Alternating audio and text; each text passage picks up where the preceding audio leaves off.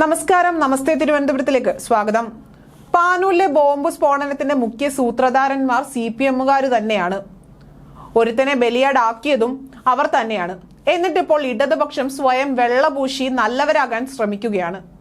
Bomb നിർമ്മാണത്തിനിടെ ഉണ്ടായ സ്ഫോടനത്തിൽ മരിച്ച ഷെറിനെ രക്തസാക്ഷിയായി ചിത്രീകരിക്കുകയാണ് CPM നേതാക്കൾ. പാനൂർ കിഴക്കുവയൽ CPM ബ്രാഞ്ച് കമ്മിറ്റി അംഗം M പ്രകാശനാണ് ബോംബുണ്ടാക്കിയ വ്യക്തിയെ രക്തസാക്ഷിയായി ചിത്രീകരിച്ചുകൊണ്ട് ഫേസ്ബുക്കിൽ ഒരു പോസ്റ്റ് ഇട്ടിപ്പോൾ രംഗത്ത് വന്നിരിക്കുന്നത്.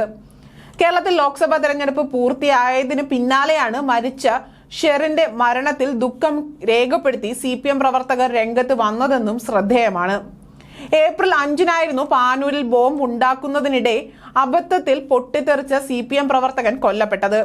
ഒപ്പം ഉണ്ടായിരുന്നവർക്ക് സാരമായി പരിക്കേൽപ്പിക്കുകയും ചെയ്തിരുന്നു. സംഭവത്തിൽ CPM DYFI നേതാക്കളാണ് അറസ്റ്റിലായത്. ഒരിടവേളയ്ക്ക് ശേഷം കണ്ണൂരിലെ ബോംബ് രാഷ്ട്രീയം ഇതോടെ ചർച്ചയാവുകയാണ് ചെയ്യുന്നത്.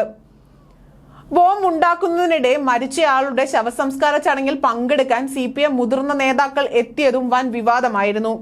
കേസിൽ അറസ്റ്റിലായവരെ അനുകൂലിക്കുന്ന പ്രസ്താവനയായിരുന്നു മുഖ്യമന്ത്രി പിണറായി വിജയനും സംസ്ഥാന സെക്രട്ടറി MV ഗോവിന്ദനും നടത്തിയത്. ഇത് നിരവധി ആക്ഷേപങ്ങൾ ഉയർത്തി. സ്ഫോടനത്തിന് പിന്നാലെ സമീപ പ്രദേശത്തു നിന്നും ഒളിപ്പിച്ചു വെച്ച നിലയിൽ സീൽ ചെയ്ത ബോംബുകൾ കണ്ടെത്തിയിരുന്നു. ലോക്സഭാ തെരഞ്ഞെടുപ്പിന് മുന്നോടിയായി CPM-ന്റെ എതിരാളികളെ നേരിടാൻ തയ്യാറാക്കിയ ബോംബായിരുന്നു പൊട്ടിത്തെറിച്ചതെന്നാണ് ആരോപണം.